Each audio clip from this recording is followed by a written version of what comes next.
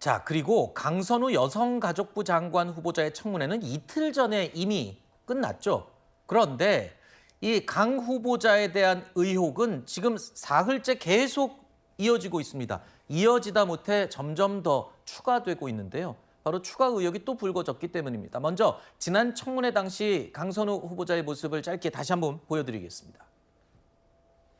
각종 먹다가 남은 음식물 쓰레기, 일반 쓰레기가 이렇게 뒤범벅이 되어서 전날 밤에 먹던 것을 아침으로 차를 가면서 먹으려고 차에 남겨놓고 그 채로 내린 것은 저의 잘못이라고 생각을 합니다. 국회 보좌진들이 쓰레기와 의원들이 먹는 음식을 구분 못하는 정도의 수준입니까?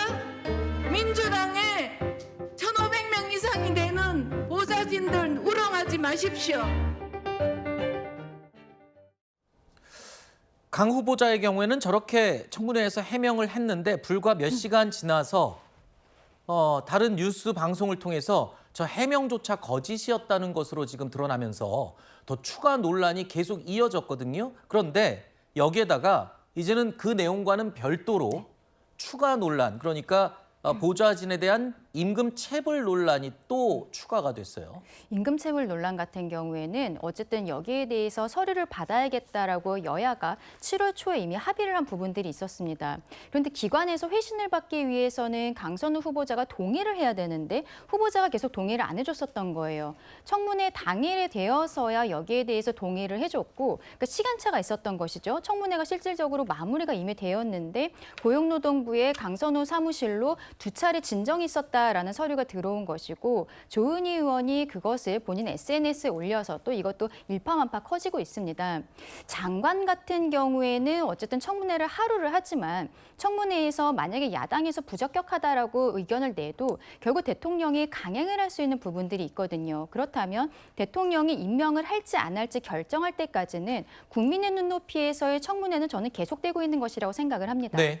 그렇다면 강선우 후보자 입장에서도 이러한 의혹들에 대해서 좀 추가적으로 소명이 필요하다고 생각하는데 지금 저 고용노동부에 진정이 들어간 것은 강선우 후보자 측에서는 남편이 개인적으로 썼던 운전기사가 본인 쪽으로 이렇게 문제 제기를 했던 것이다. 다 합의는 되었다라는 형태로 이야기를 하고 있습니다. 다만 여기에 대해서는 과연 이것이 사실관계에 맞는 것인지 혹은 남편 쪽에서도 어떠한 갑질 같은 것이 있었기 때문에 네. 굳이 이것을 국회의원 사무실로 신고를 한 것은 아닌지 사실관계는 조금 더 해명이 되어야 될 것이라고 생각합니다. 네. 일단 지금 가장 많은 의혹들로 공격을 받는 후보자가 강선우 후보자이고 앞서 이진숙 후보자 오늘 이 인사청문회가 또 진행이 돼 봐야 알겠지만 지금까지는 가장 논란이 되고 있습니다.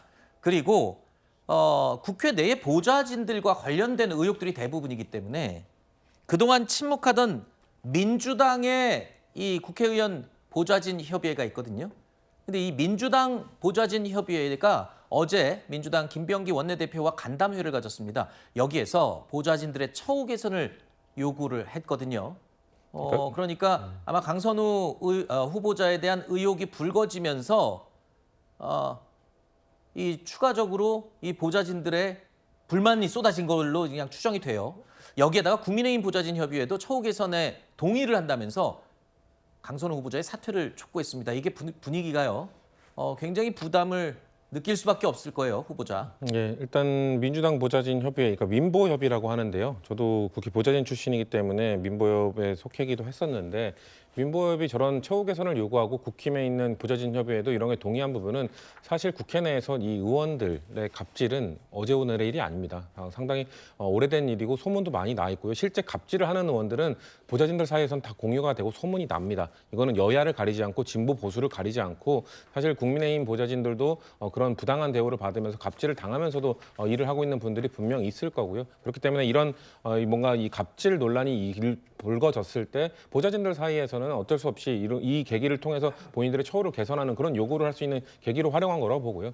말씀하신 것처럼 강선우 후보자 입장에서는 민주당 보좌진 협의회에서 그러지 않다. 우리가 알아보니 그런 사람들보다는 그렇게 안 좋게 헤어진 사람들보다는 좋은 관계를 맺고 있는 사람이 더 많더라라는 뭐 이런 류의 긍정적인 입장문이 더 발표가 됐다면 후보자에게 더 큰 힘이 됐겠죠. 하지만 네. 그런 것들은 좀 끝내 나오지 않았고 네. 끝내 뭔가 김병기 원내대표와 뭔가 처우 개선과 관련된 뭔가 이야기라고 협의를 했다라는 발표만 나온 것은 제가 봤을 땐 강선우 후보자 입장에서는 좀 아쉬운 부분일 거라고 봅니다. 네. 여당이나 대통령실에서는 앞서 제가 여쭤봤던 이진숙 후보자와 함께 강선우 후보자에 대한 이 임명에 대해서도 상당히 부담을 느낄 것 같아요. 이 이후에도 계속 만약에 임명이 강행된다면 이 논란은 그냥 쉽게 가라앉을 것 같지는 않거든요.